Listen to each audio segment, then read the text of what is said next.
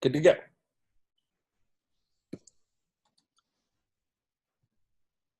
Okay, let me know if you guys can see. Loading. All right. You guys can see, right? Yep. Okay.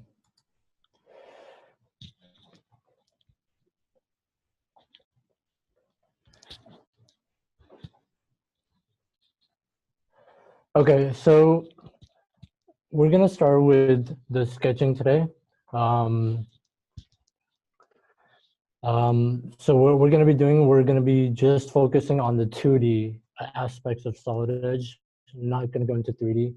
So we're gonna be looking at, sketching, like sketch plane locking, creation of sketches, and then regions of sketches, tools that can be used for sketching. We also have IntelliSketch, which is using smart dimensioning and manipulating tools, relationships to sketches, and dimension types. So with that in mind, let's start off very basic sketching. First, I'm going to take you, the first thing that I'm going to show you is how we do sketching. So if you go on home, this is where you have the most common sketching, buttons and tools that you need to sketch. And then if you go into sketching, this is where all of the sketching options and buttons are available. We're going to go through the basics right now. And so with that in mind, let's start off with a simple basic sketch. Now, when you start off sketching, it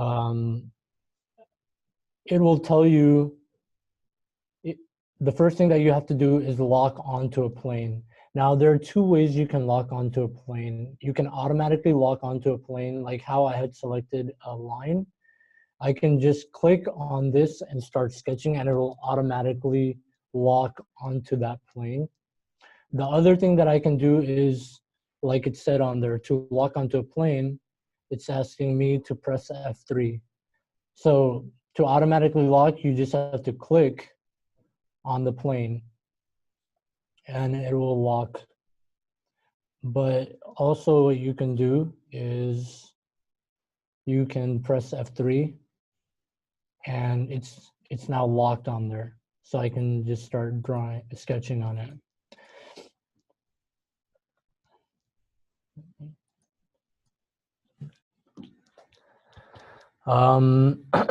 So 2D sketch geometry is, it's used to create a base solid body, or what you're going to be basing the 3D model on. And you can, like I said, you can lock onto a plane. Now, in order to create a sketch that's going to be evolving into a 3D model, what you have to do is you have to, and this is very important, you have to have a closed sketch. And what I mean by that is, let's say I have a sketch like this, and I wanted to, make that into a 3D. That's not going to be possible because I don't have a closed sketch. Now, in order to... I have a quick question. Yeah. So what if you were to make a similar sketch to what you just now did and had your two open ends end at the 0 point on the Z-axis? Could you not just revolve that and make that into a solid 3D image? Or would it need to be closed? It does not need to be closed, but you have to have a reference plane. Okay. So, like if you had a solid body right here, right? From right here to right here. Okay, actually, you know what? Yeah, so like, for example, if you had a solid body right here, connecting from this to this, and then on top of that, you made the sketch, right?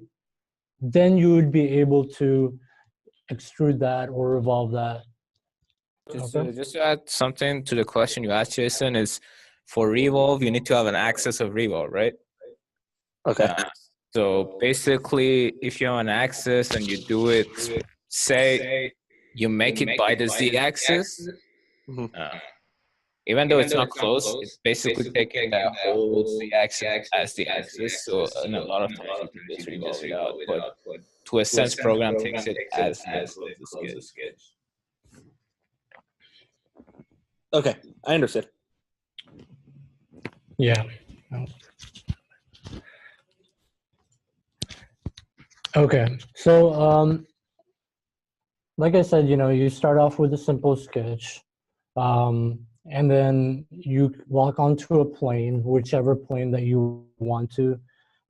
One shortcut that I do want to show you is Control and H, and that takes you into a sketch orientation. Whichever plane that you're locked onto, it'll orient it towards that. And so that's a very good shortcut to know. So when you're creating a line, click for a start point, right? Let me undo this. So let's go to a line. And we have this. And let's say I press F3, right? So now I'm locked onto this plane. And so you have to click once. I clicked once and then let go, right? I'm not holding it or anything. It's just automatic like that. And click again once wherever you want to end it, right? So let's say I do this and now it's ended. Now it's continuous.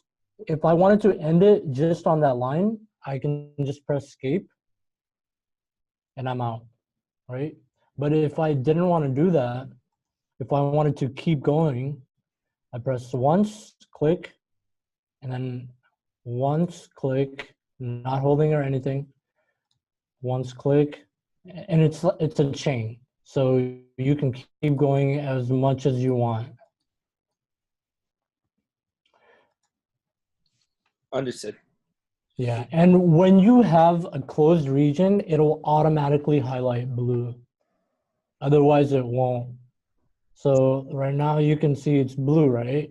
So let me delete this line, and look, the highlight goes away. And it's very important you don't click and drag. So just once click wherever you want to start, and once click wherever you want to end. Okay. That's a very rookie mistake, as he said, clicking and dragging. People think this is like, drawing something, so they just click and drag, and that's a very rookie mistake. Yeah. Yeah, I think for different lines, you use it differently, I guess. But I have another question with regard to the F3. I think a lot of people will have notebooks that have like function keys on the Fs. So maybe there could be another way to do it without the F numbers. Like you had the mouse symbol that you can click on. That definitely works. And the other one was Control and something, but that was only to kind of shift the view. You couldn't lock the plane that way, right? So Control H is to orient it to a sketch orientation, whichever plane that you're locked onto. And you're right, on the locking this plane, it's either you can do it by F3 or you can manually click it. So it's either way. Cool. So if you have, trouble, pressing F3 or something, or it could be anything, you can manually click the orientation. And also one thing that I did forget to mention, when you start it up, this is the screen that comes up, right? And so if you go on here and you want the planes, X, Y, and Z plane, you go right here and just press a check mark and you can see the planes, the reference planes. So just to add to that, a lot of computers, there's just like a FN key, right? That you turn it on and you F3 you can use the F keys. So that's something to mention as well. I mean, my own Surface is like that I have to turn the FN key on and then use the F function. So that's something to point.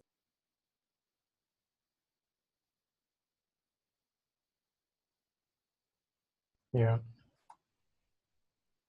So let me show you when we were talking about the other thing, which was using a solid body as a reference. Let me quickly make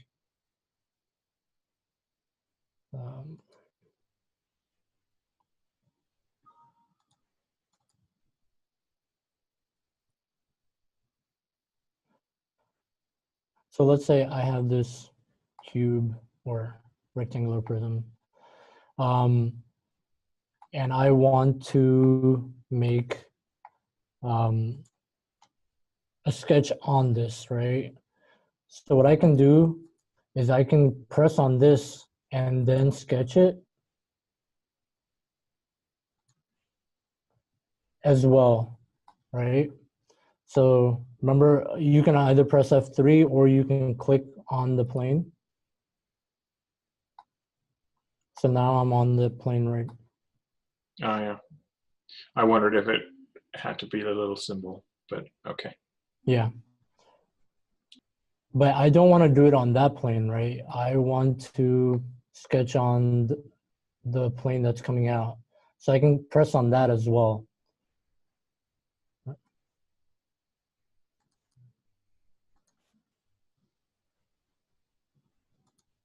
Right, like I want to sketch with that plane. So let me do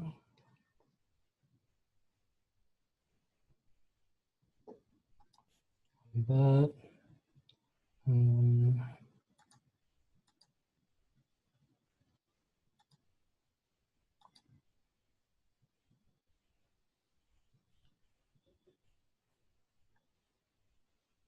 Make sure it's connected. Okay.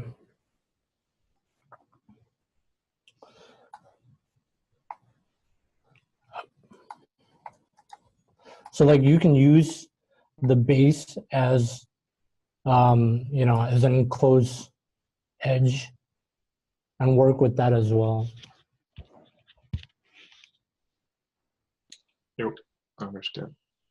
Okay. Okay. So, I mean, I showed you the buttons a little bit. I'm going to go into a little bit of details. This button, I have, the thing is right now, like I have a premium version. So my layout is a little bit different than what you guys will probably have. Like you notice that I have to press each of them and then they pop out. You probably all have like already available as well. So the basics, you know, this is for selecting, you know, if you didn't want to, if you wanted to just select something and you don't want it to be sketching or anything like that, or if you wanted to leave a sketching line or whatever, you can just come here and press select. These are for plane if you wanted to create another plane, you know, or get an orientation with the X, Y, and Z, you know, this thing right here. And these are the basic draw commands. We have the line, you know, square, circle, arc, tangent, arc, and also there are different, you know, orientations. Like if you wanted to draw a tangent arc, if you wanted to draw an arc using 3 points, you know, or something with a center point. So these are different options available for drawing the arc. Also, we have, you know, if we wanted to split something, if we wanted to split, let's say we have an oval or a circle, we wanted to cut it in half.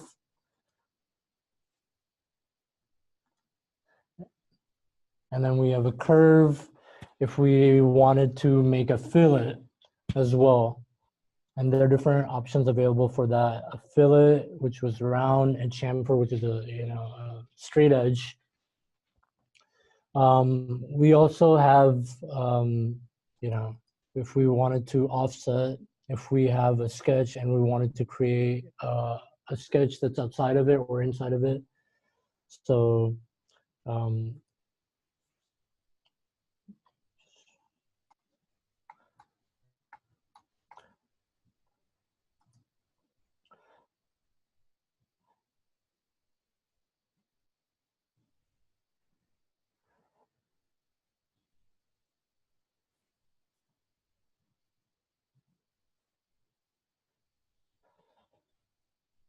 let me create real quick.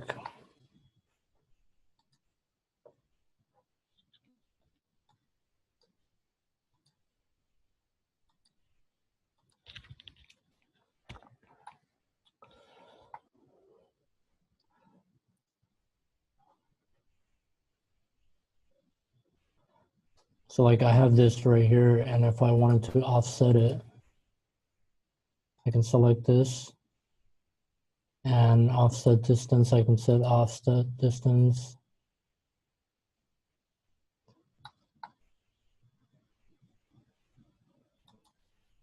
And it's asking me which side I want to offset. Do I want inside or not outside? This is used usually for creating outlines, or if you, wanted to create a border as well. So that's one of the options. Also, if you go into sketching, there are more options available. And you see right here that the dimensions come up. These are very useful. If you click on them, you can change however much you want. Or if you wanted to lock them, you can lock the dimensions as well. And so these are different things that are available for sketching. One other thing this is IntelliSketch. So if you wanted to kind of orient the sketching or change the optimization, if you wanted like a midpoint, or if you wanted a center, those are available as well. Like parallel, if you had a line and you wanted to draw something that's parallel to it as well.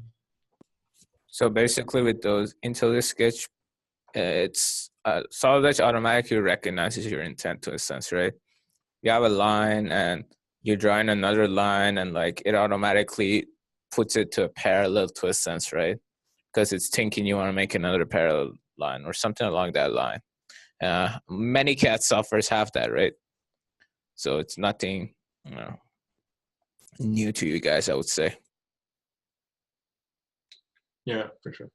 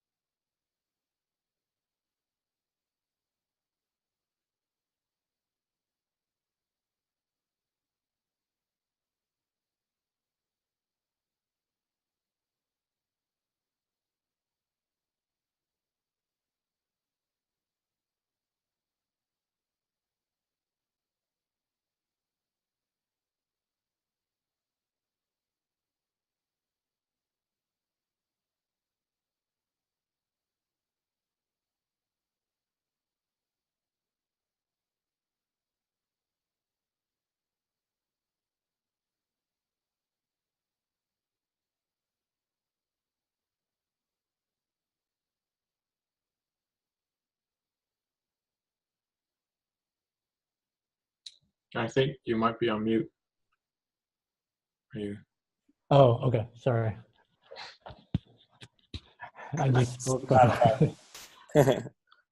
Okay, so I showed you how to make two lines parallel with this relate section. After you have made the two lines, you can select if you wanted to make them parallel. Very simple. You just draw them and then you click on parallel. And it's very important, like last time we said that it's very important to notice the prompt bar right here. A lot of people miss that and they get frustrated. What do we have to do? And it's not working. And that is very important to read the prompt that the software is telling you at the bottom of the screen. And yeah, you wouldn't believe how much messages and emails and concerns we get regarding that.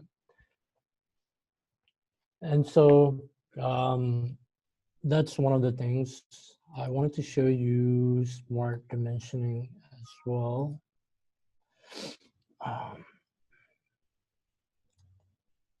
So we have this this little sketch right here, right? And I want to put dimensions on that. So how do I do that? I can just click on Smart Dimension right here, and you can see it shows you an animated video of what this option is for.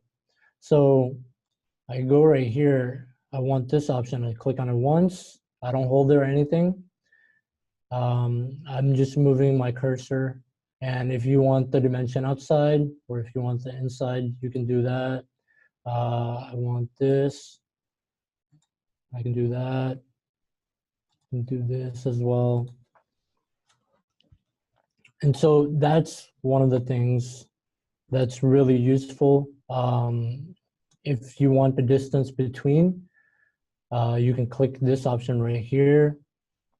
And the animations, which are very helpful. This is for an angle between, if you wanted to know the angle between two lines, right here.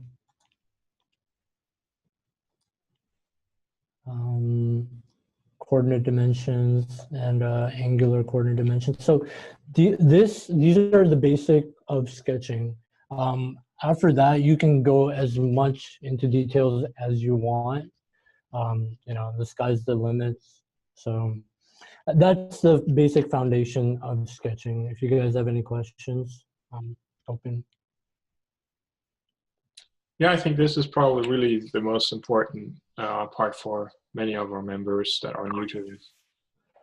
And also from last time, if you remember, like if you know a command but you can't find it, remember you can just come down here and type at the bottom, and you can find it. Maybe one more thing I could imagine would be interesting, especially if they're new to CAD and they sort of were sketching before. It would be sort of cool if they can drop in a sketch they make and then basically sketch on top of it, and then start extruding it from there and sort of elaborating it from a hand drawing forward. And I think you would just import it into one of the planes, and then that's where you would start, right? Yeah, so we do have an option that is called 2D to 3D. It's all that's available. So what does that really mean is that if you have a 2D draft, like a 2D draft or 2D drawing that you already made in other softwares, you can just bring it in, and then Solid Edge would basically, with synchronous technology, you can actually make that 2D into 3D to a sense. So the people that are working with AutoCAD and stuff like that, and they have drawings already for some of their models or whatever, or they draw with AutoCAD, they can just bring in that drawing in and use the 2D to 3D and with synchronous technology, and just automatically those sketches are recognized and you can extrude them out. Nice. That sounds really nice. I think we will cover that sometime in future. So that's very helpful. And also the Siemens sketching app that we have also available, I believe we posted a tutorial on there, is that you can just download that app and do all the hand sketching on your tablet and a smartphone, and also bring it into the Solid Edge program and turn those into 3D. I believe we posted a video on that.